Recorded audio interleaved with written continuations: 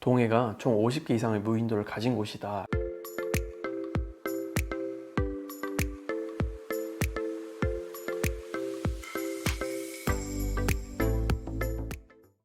안녕하세요, 무인도사입니다.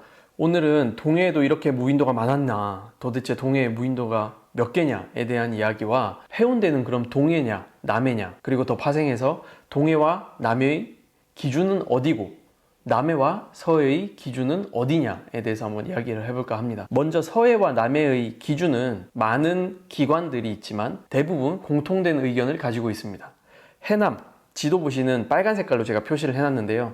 해남을 기준으로 이 위쪽은 서해, 이 밑에는 남해라고 대부분 인정을 하고 있습니다. 근데 이제 문제는 동해와 남해의 기준인데요. 인터넷에 봐도 많은 사람들이 이 기준이 도대체 어디냐에 대해서 궁금해하고 좀 헷갈려 합니다.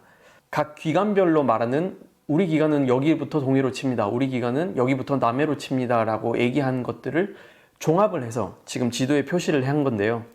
해경 다르고 옛날 국립수산진흥원이 말했던 동해와 남해의 기준선이 다르고요. 기상청이 말하는, 보통 동해 먼바다 이렇게 얘기하잖아요. 동해의 기준이 또 다릅니다. 국립해양조사원이 말하는 동해 남해 기준 다르고요. 각 기관에서 말하는 기준이 어디냐를 제가 표로 한번 정리를 해 놓은 건데요. 쭉 보시면 너무나도 많이 차이가 납니다.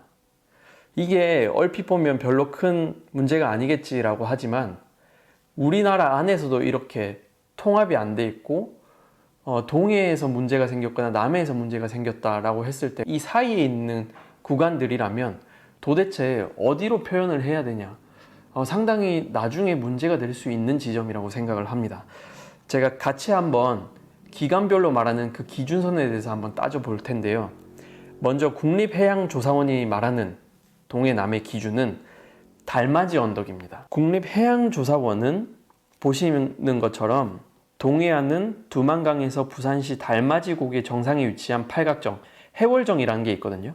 여기 앞을 기준으로 나눈다. 그리고 남해는 아까 처음 말씀드린 것처럼 해남을 기준으로 한다. 그리고 서해안은 해남에서 압록강까지를 한다 라고 얘기를 하고 있습니다.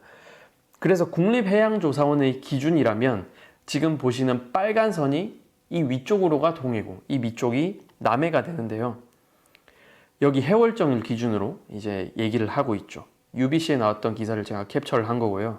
보시는 것처럼 이 빨간 선이 기준이고 달맞이 고개라는 글씨가 희미하게 보입니다. 홈페이지에 있는 지도에서도 마찬가지로 똑같은 지점을 달맞이 고개를 기준으로 동해 남해를 나누고 있기 때문에 보시면 여러 매체나 신문사에서도 이걸 그대로 가져와서 보도자료를 낸 것들이 많이 있습니다. 더군다나 이 달맞이 고개가 있는 해운대구는 이 달맞이 고개가 동해 남해의 기점이기 때문에 관광지로 만들겠다라고 지금 이야기를 하고 있습니다. 국립수산과학원은 또 입장이 다릅니다. 5, 6도가 기준이다 라고 하고, 이 5, 6도는 부산 남구에 위치해 있거든요. 부산 남구는 이 5, 6도가 기준이기 때문에 여기를 우리는 관광지화 하겠다라고 합니다. 더군다나 여기에는 동해 해파랑길이 시작이 되는 지점입니다.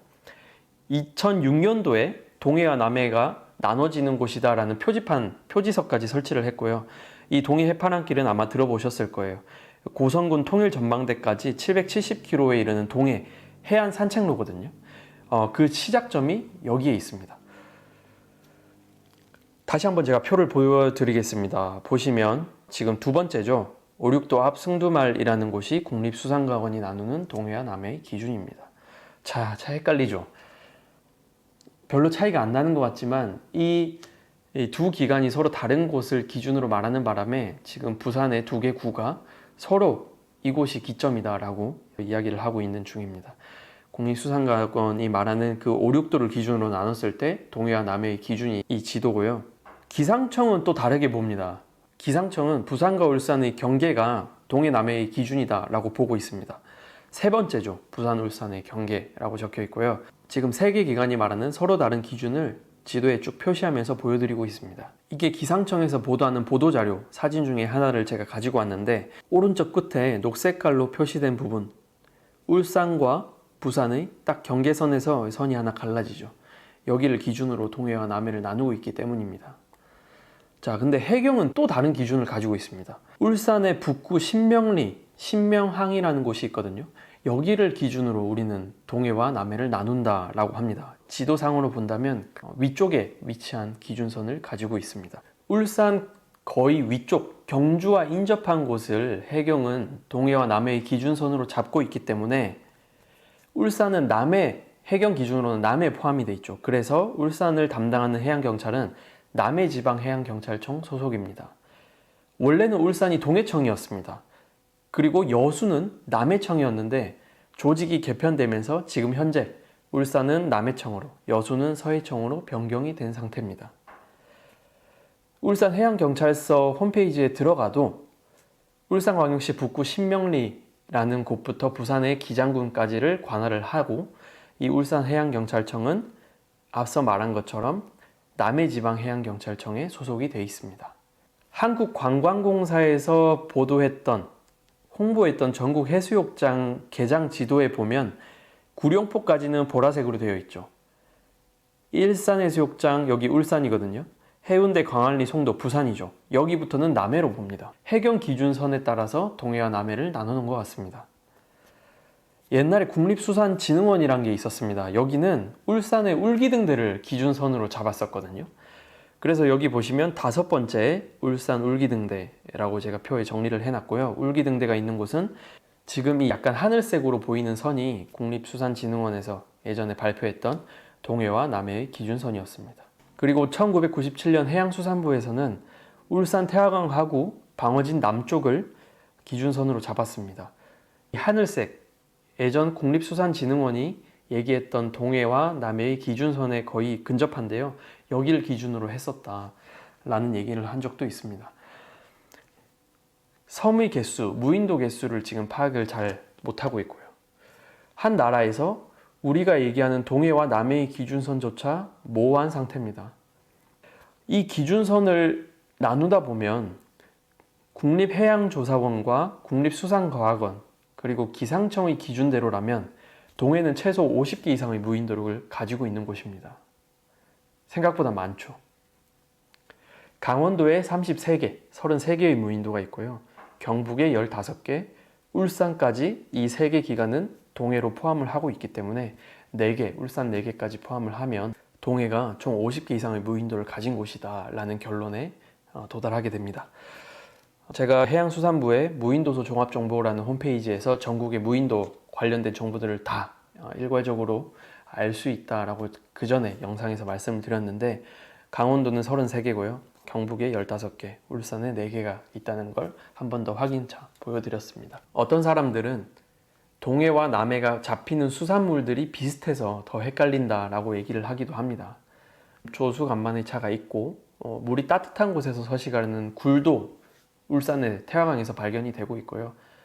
오징어나 가자미나 아귀, 청어 이런 것들도 지금 울산 앞바다에서 잡히거든요. 난류 영향을 받았을 때 난류의 영향이 있는 곳에서 잡히는 어종들인데 울산에서도 잡히기 때문에 여기를 남해라 보는 게 맞지 않냐, 이런 얘기를 하는 분들도 계십니다. 오늘 동해의 무인도 개수, 와, 동해도 우리가 몰랐던 무인도가 이렇게 많았구나에 대해서 한번 알아봤고요. 두 번째가 정확한 동해와 남해, 남해와 서해의 기준이 어딘지, 그리고 각 기관별로 말하는 동해, 남해의 기준선은 어딘지에 대해서까지 한번 확인을 해봤습니다. 빨리 이런 부분들이 국가적으로 통일이 됐으면 하는 바람입니다. 국제수로기구에는 우리나라가 지금 동해와 서해로만 있는 걸로 나오거든요. 남해가 없습니다. 제주도와 거제도 다 동해로 지금 들어가 있습니다. 여러 기관별로 기관의 편의상 지금 임의로 동해와 남해를 나누는 선들을 다 가지고 있는데, 이런 것들이 좀 통합이 돼서 국제 표준에 부합하는, 그리고 등록을 할 수 있는 그런 것들이 좀 정리가 됐으면 하는 바람으로 이 영상을 마치도록 하겠습니다. 끝까지 들어주셔서 감사드립니다. 고맙습니다.